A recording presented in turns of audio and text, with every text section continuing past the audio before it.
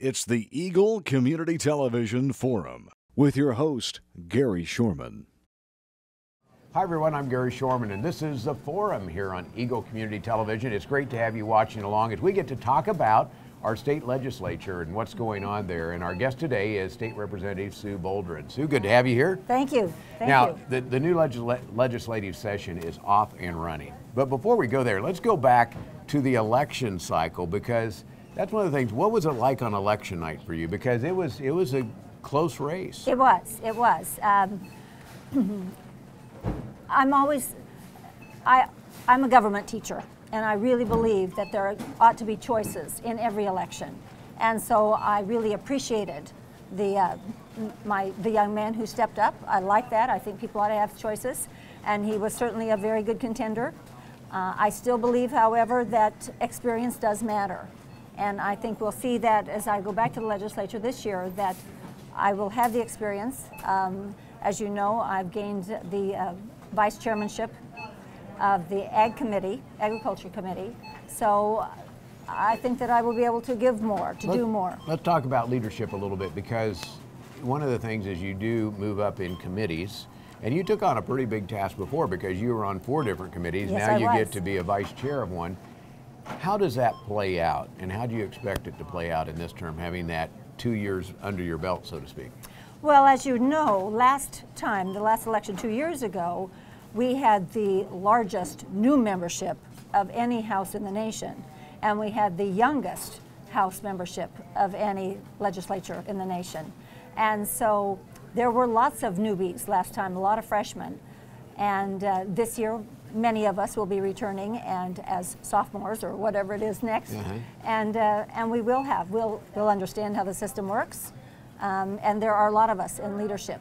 Well, you were in 4 committees, and now you're going to be on 3, but a vice chair of 1. Those take a lot of work, and I think that's probably the thing. When you're there brand new, you don't realize the amount of time that goes into that, and the work to get ready to ask questions and understand some of the issues that all of a sudden you're right in the middle of. Yes, and I promised my constituents from the beginning that I would read every bill, that I would know what was in them before we talked about them, before we voted on them. So now, you mentioned that before when we've talked. Did you read every bill? I did, except this past year, of course, the year prior, we passed a 2-year budget. So we didn't have the budget issues, and the budget issues and those bills are very convoluted. Yes. That takes a lot of work, though, to get into all of those and spend the time.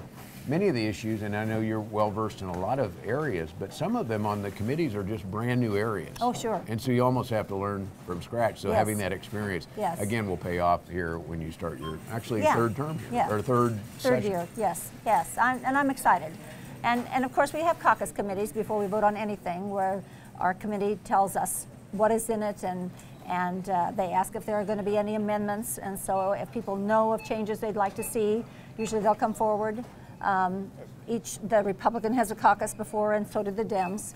But that is, again, where we learn what issues other people might have with this bill, or what kind of questions other people might have. So we do have, people say, well, when you get to the floor, you don't do anything. You know, people are just sitting around looking at their computers, reading the paper, but we really have done our work before we got there. Some of the work you did to get there is going to have to do with your election process, because of the type of campaign it was. You saw a lot of people, you interviewed and talked to a lot of people along the way. Yes, I did. What did you learn from that that's going to be helpful this year? I learned that people are interested. Many people. I think all the houses of Hayes and Victoria that I walked, I think I only had 4 people who said, you know, I really don't care and I really don't want to talk to you about this. Everybody else either thanked me for my work or had some real issues. They wanted to know about education, they wanted to know about the budget, they had some personal issues that they'd like to see addressed. Many of them were local issues that wouldn't be addressed. I said, I'm not sure you want the state to deal with this. This is something that ought to be local, ought to be in your own communities. But people do. They stay tuned most of the time. Now, most people communicate with you via phone, text message, emails, or what's the best form? I wish that they would call me. They can text me. If I get form letters from a lot of people, and many of them are not in our rural area, then I don't respond to them. I will respond to a phone call, and my phone number is out there everywhere. They can call my office. Some people have called my office while we weren't there and were disappointed that I never got back to them. Well, they don't even send us those messages when we're not there. So if anyone out there tried to get a hold of me this summer at the State House, please try again. They need to try again back I'll at the be State there. House. Yeah. So, hey, that's good. Were there any surprises in the leadership this year? I know every year you get a chance to regroup and everybody gets new committees and new positions. Overall, did you see any surprises there? No, I didn't see any surprises. We did lose a chair that had been a Western Kansas stronghold. But again, you know, the urban areas are really kind of taking over most of the leadership, and that's who runs and that's who's elected. Well, not that they're not bad. I mean, we've had some great leadership. I'm not saying that. But it's Eastern Kansas. But it's Eastern Kansas, in metropolitan larger yeah. communities. Yeah. How do you tell our story? Our story being Western Kansas, smaller communities, those sort of things. Well, and I see that as my role. I really see that as a big part of my job, is to make sure that we are not left out of the discussion, and that they understand that our needs are a little bit different. And the things that they want to do with reforming schools or with the land out here, they don't understand what happens out here and how important agriculture and energy are to our Kansas economy. And that's us, that's out here. Well, let's talk about that, because if you look at what's going to happen this year, education funding will probably be big again, but I Yes. think it's funding in general. Oh, yes. That it's Oh, going yes. to be a big, big thing. Yeah. And with the oil prices, the way they Yeah. are, there's going to be some effect there. Oh, And yes. you're going to see what agriculture and oil have to do with our economy when Yeah. you see what happens from Yeah. the income side Yes, of things. absolutely. And I don't have any answers. The IDD population, you know, Jerry Michaud is saying that they're going to be $1 million deficit. They're going to see $1 million deficit for the past year. Of course, we have our SINC, our children in need of care. We have a lot of places where we really need to step up, and money's going to be short. How will you deal with that? I don't know. I hope that we can be creative, but I don't want this to become a shell game. I don't want to just turn money from place to place to place and pretend that we're fixing some holes. Has that happened before? Oh, I believe it certainly has. But yeah, and we may have to. Again, though, obviously this session, we're already into 2015. So we aren't going to be able to do much for the taxes for 2015 or fill any kind of holes. So we have to focus then on 2016. That's the budget we really will have to be working on. The governor was reelected in a close race. Yes. And so to some extent, he really has to prove whether some of his theories are going to Yeah. work. So far, there's still a lot of shortfall revenue-wise. Do you Yes. see some other revenue increases, whether it be through a sales tax again or some of those things that really were removed a few years ago, coming back to the discussion? I think all of that has to be part of the discussion. I don't know where we'll go, and I don't know how most Kansans feel, if Kansans are in the mood now for a tax increase, and we may be. I think we'll have to look at all those options again. I think that the glide was faster even than the governor had intended. You know, that Senate way back there in 2012 kind of set the stage for that. So I don't know. We have some tough decisions, and I hope that our Kansans will tell us what we need to do. I'm sure there are bright people out there with great ideas. Sue, if you don't mind, we're going to take a break. We're going to come back. We're going to talk about education, because you have a great background in that, and probably there's, if anything you cheer hard for is education. Yes. We'll talk about what that means in Western Kansas versus Eastern Kansas when we come back. And we'll also talk about those who have issues at how to get a hold of you. We'll go through that once again when we come back. Okay, thank you. Our guest is State Representative Sue Boldra. We'll be back with more after this from Hayes Med. Hayes Med is your first and best choice for healthcare. They're the only facility providing tertiary level services in this region. With more than 70 physicians and 26 specialties ranging from heart, orthopedic, spine care, cancer, obstetrics and gynecology, wound care, rehabilitation and surgery, including the Da Vinci robotic surgery, Hayes Med is your comprehensive health provider for people throughout Western Kansas. Hayes Med, helping people be healthy. It's a beautiful day in our super high-speed internet great customer service neighborhood. Like you, this is where we live.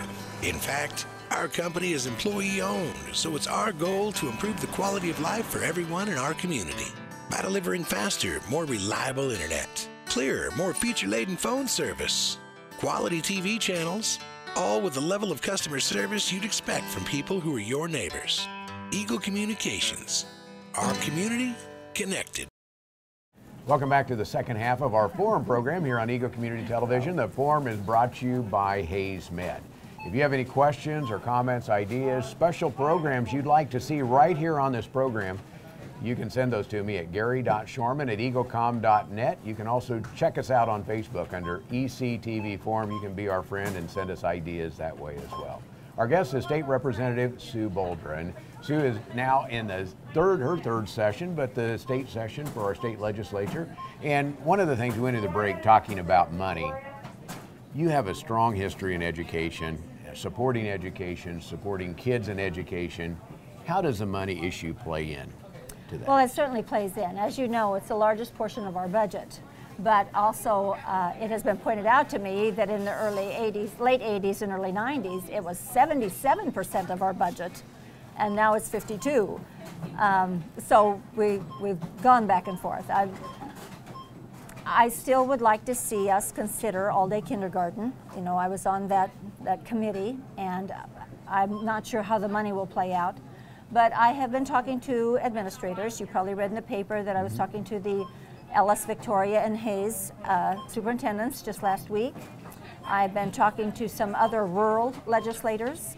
Our son now is a superintendent in Solomon, so I kind of have a front row seat to some of the issues that the teachers, our daughter-in-law is a teacher, and of course I was a teacher, so we still have a lot of educators in our family, and that's really near and dear to my heart.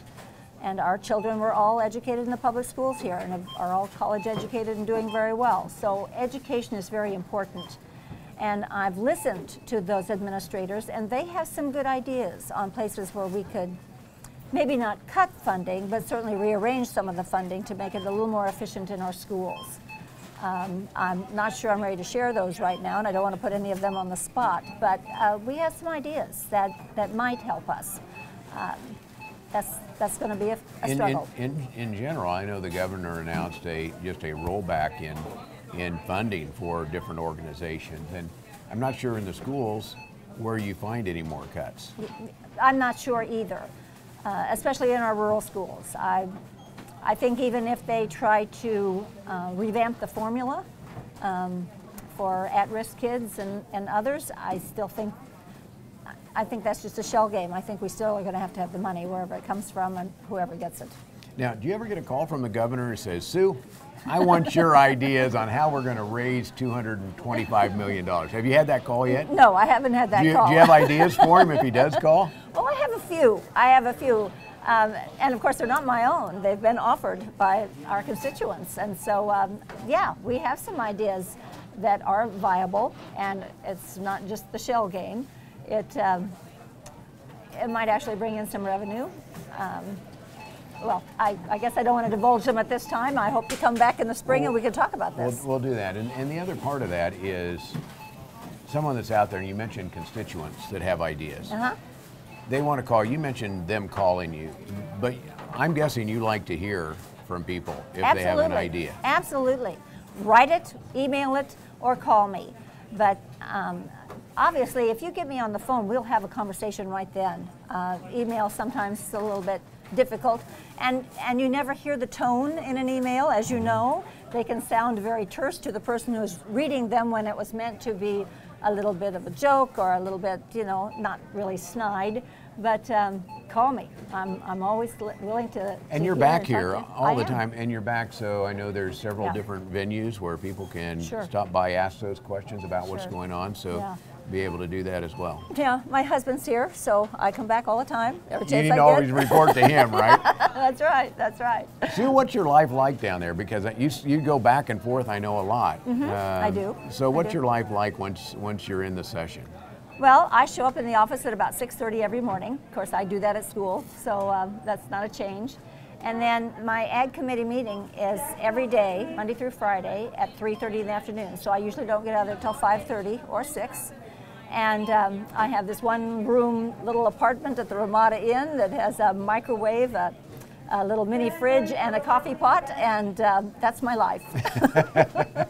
Well, I do know, after being in the Capitol a few weeks ago, what a nice place that has turned it's into. A beautiful building. It was a big investment for Kansas, but it has turned into just a beautiful facility. It was.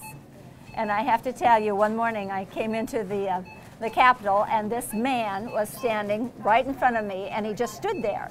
And I walked all the way up to him, and he was still standing there, and I said, "Hi, I'm Sue Boldra." And he said, "I know you are. I'm Donovan Slechta." And I had Donovan Slechta in the 7th grade years ago, and he was now on the, I think he was the head electrician or construction agent or something working on the Capitol.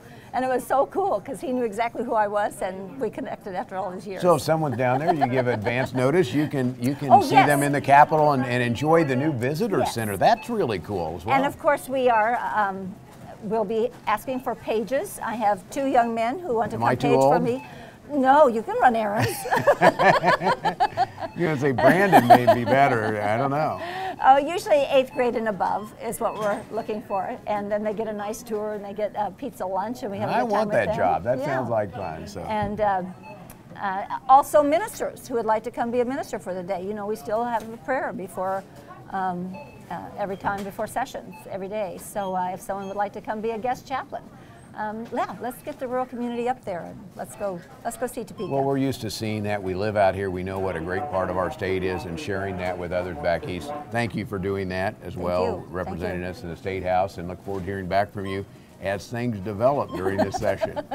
And they will develop. Thank you so much for your time. Our guest is Sue Boldra, our representative from our area here, representing us in the state of Kansas legislature.